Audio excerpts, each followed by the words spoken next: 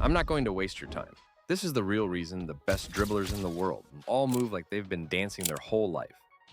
And by the end of this, you're going to watch football completely differently. Let's start with a clip you might have seen. Ronaldinho gets the ball, drops his shoulder, rolls it away from the defender, and he just falls over like he got hit by something invisible. Now here's the question nobody actually asks. What did his body just do that a normal player's body can't do? Sure, he was fast, but that's not what beat them.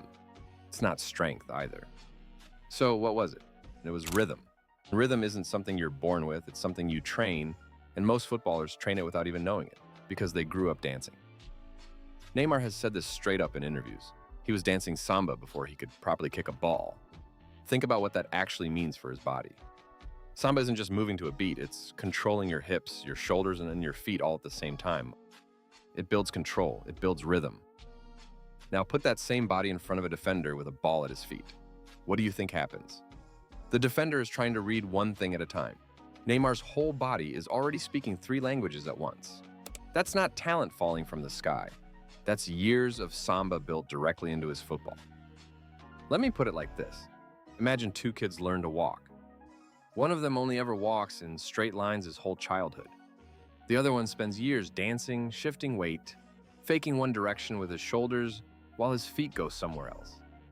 Now put a defender in front of both of them. Who do you think is harder to predict? It's not close. The dancer's body already knows how to lie. That's the real secret. Dribbling is lying with your body. And dancing is the best training in the world for lying with your body convincingly. Here's where it gets deeper though, and this is the part most people miss completely. There's a real thing called proprioception. It's basically your body's ability to know exactly where it is in space without looking. Close your eyes right now and touch your nose with your finger. You didn't have to look. That's proprioception. Dancers build insane levels of this because they can't stare at their feet the whole time they're dancing. Their brain has to just know where every limb is at every moment. Now think about what that means on a pitch. A player with a strong proprioception can feel the ball without staring down at it. He can sense a defender closing in from the side without turning his head to check. His balance shifts instantly the moment contact happens, before his brain even fully processes it. That's not luck, that's a trained sixth sense. And dancing builds it faster than almost anything else you could do in a gym. This is exactly why some academies in Brazil actually added dance classes into training. Not to make dancers, to unlock balance and reaction speed that normal drills just weren't reaching.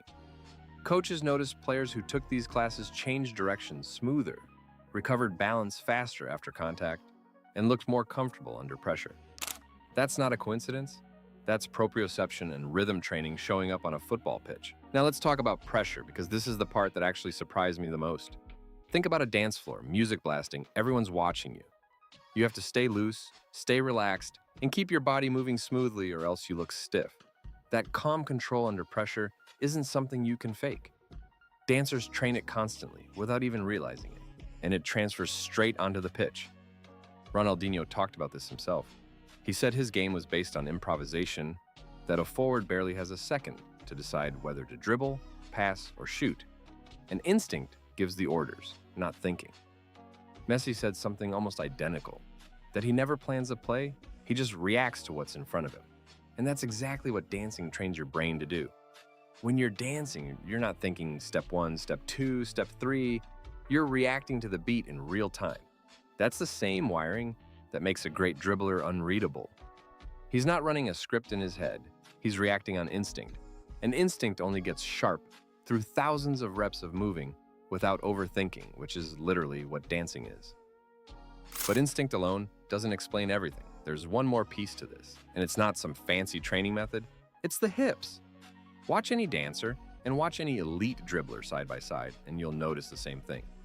The movement doesn't start in the feet, it starts in the hips. Your hips are what sell the fake. A step over with stiff hips is just a leg waving in the air, a defender barely reacts to it. But a step over where the hips actually shift weight first, that's what makes a defender's brain believe you're really going that direction. The feet are just following what the hips already committed to. Think about why a shoulder drop from Ronaldinho worked so well. It wasn't the shoulder that broke the defender's ankles, it was the hip rotation underneath it that shifted his entire center of gravity for a split second. Dancers train this instinctively because almost every dance move is built around hip control. isolating them, rotating them, shifting weight through them without moving your feet first. That's exactly the same mechanism that makes a body feint look real instead of looking like a guy just waving his leg around. This is why so many players who look explosive in 1v1s aren't actually the fastest players on the pitch. Their hips move independently from the rest of their body in a way defenders can't read. If your hips are locked and stiff, every fake you throw is telegraphed because your whole upper body just moves as one block. But if your hips can shift, rotate, and change direction on their own, you can sell a fake with just a tiny movement. No extra steps needed, no wasted time. That split second you save is the difference between getting past a defender clean and getting shoved off the ball. So if you want that same unpredictability, don't just copy the footwork you see in tutorials. Start training hip mobility and hip isolation on its own. Separate from the ball completely. Simple hip circles, shifting your weight side to side without moving your feet, even just dancing loosely to music for a few minutes a day. It feels unrelated to football, but it's rebuilding the exact same control that makes elite dribblers so hard to read. The ball is just reacting to what your hips already decided. So next time you watch a match and see someone slide past 3 defenders in one smooth motion that looks impossible to plan, don't just call it talent and move on. That move was built somewhere else first. It was built at a family party, in a living room, on a street corner, years before it ever touched a football pitch. The ball just gave it a new stage. Let me know in the comments if you used to dance as a kid, because I guarantee a lot of you did and never connected it to your game. If you want to actually turn this rhythm into real dribbling skill, you can use in a match. Watch my playlist and join the community of people who take football seriously.